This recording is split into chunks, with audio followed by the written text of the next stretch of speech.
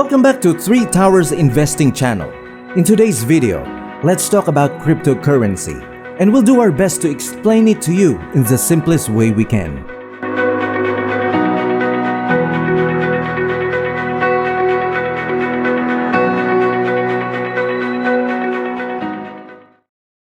Stage 1. Barter.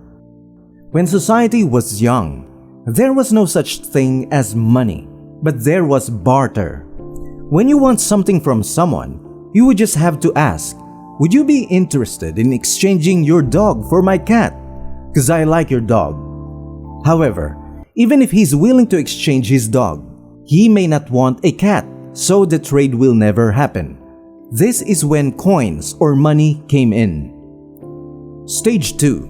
Coins. They were made of gold and silver, and everyone accepted the fact that coins were valuable. This implies it doesn't matter if you don't want my cat in a transaction. As long as I have coins or money, we may still exchange it for your dog. Even though he has no use for the coins, you know he can take them, since they are valuable and can be used to buy things from other people. It was initially handy, but as time went on, it became less so. When banks were established, governments acquired power. We realized that everything would be okay as long as people had trust in the system. Stage 3. Paper money. You might be able to shift away from carrying silver and gold coins and towards something more convenient, printed money. Because the government considers it valued, it is valuable. However, paper money is nothing more than a receipt, which serves as a proof that you have a specified amount of money. However, as technology advanced, the options expanded. We found even more useful ways to keep and trade our possessions. Stage 4. Digital spreadsheets. We don't see our money anymore, since more people than ever are buying things online and using credit cards. It's no longer about cash, bills, or pets. It's all about spreadsheet entries. All that occurs when you buy something on Amazon is that your own bank makes an entry in your spreadsheet, showing that you now have a few dollars less. And Amazon's bank makes an entry indicating that they now have a few dollars more. This lengthy introduction was to give you a feel of where Bitcoin stands. Many individuals believe that this is the most convenient trading season ever. Stage 5. Cryptocurrency. This step involves thinking about a coin in this manner. Everything is virtual. The Bitcoin logo resembles a real coin. In the crypto realm, however, there is no gold, silver, or paper. It's merely a digital asset exchange. The basic idea remains the same. Consider spreadsheets that monitor who has been paid what and by whom, except they utilize crypto. Instead of several banks keeping their separate records, every transaction using that money is tracked in a huge spreadsheet known as a ledger. Cryptocurrency offers a lot of specific advantages. To begin with, it is decentralized. This means that while each Bitcoin transaction is recorded on the same ledger, there are numerous copies of that ledger, and each member of the network owns one.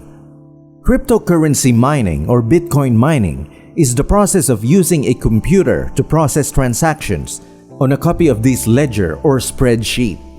There are millions of Bitcoin miners throughout the world, and Bitcoin is only one type of cryptocurrency. For example, instead of checking with one bank's records, if you spend 5 Bitcoins on anything, the store checks with every single computer on the network to see if you have enough. And if you do, each computer will give the go-ahead and update their records individually. Because you'll have many copies of the same ledger, it is pretty obvious when someone is attempting anything unethical. The system will notice that 99.9% of the ledger copies say one thing, but one says something entirely different, indicating that it has been tampered with. The system is well organized. Because everything is stored on this ledger by individuals, crypto has the advantage of eliminating the need for banks. Instead of taking a half day, you may make international payments almost instantly and without spending any money. You won't have to worry about currency rates, interest rates, or even transaction expenses, as certain cryptocurrencies are almost free. Let's go a little farther than cryptos now. Cryptocurrencies are named by the fact that they are encrypted. Blockchain is an example of this, and numerous major cryptocurrencies, including Bitcoin, utilize it. Bitcoin is not the same as blockchain. Blockchain is only a type of secure ledger and a technique for segmented data. Every time you use cryptocurrency to pay for something, the transaction is recorded as a block. Each block contains a hash as well as transaction details, such as who was paid and how much.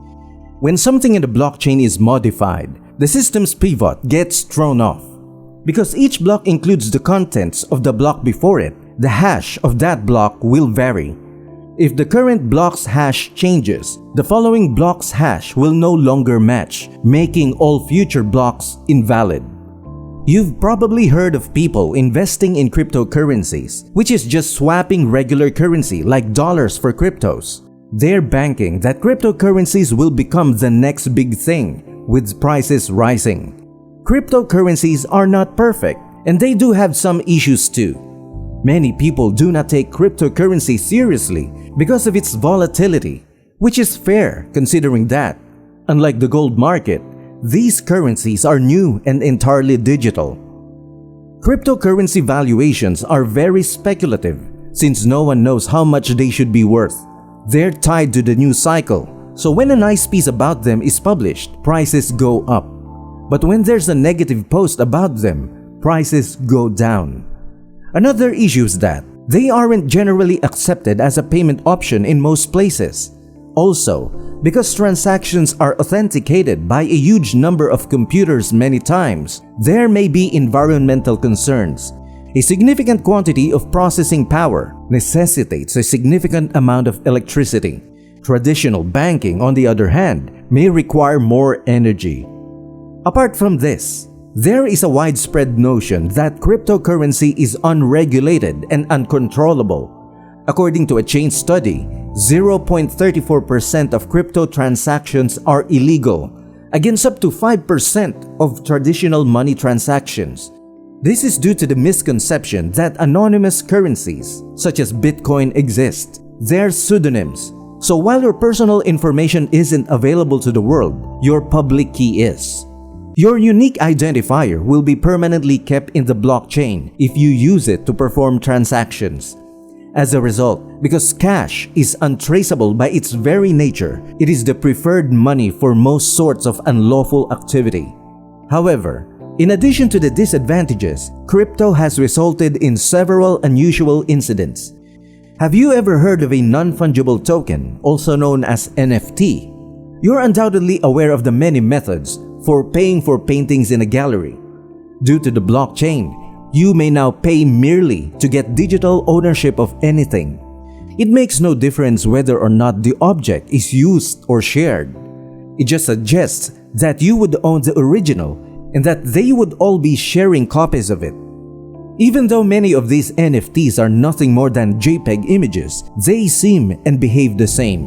Since there is a considerable difference between acquiring an NFT and owning the rights to anything, I suppose some people find this ludicrous and humorous. Because you can't create merch or sell licenses with an NFT. It's legal to acquire the right service. The original owner retains all reproduction rights to such products. All you're doing is demonstrating to the blockchain that you possess a portion of the asset. To be clear, this only gives the buyer digital ownership of a JPEG image.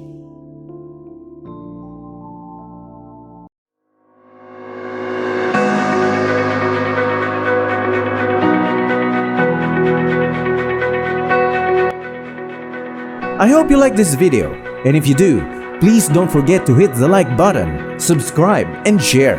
Once again, this is your 3 Towers Investing channel, giving you the latest in finance, investment, and innovation. Thank you for watching and see you in the next video.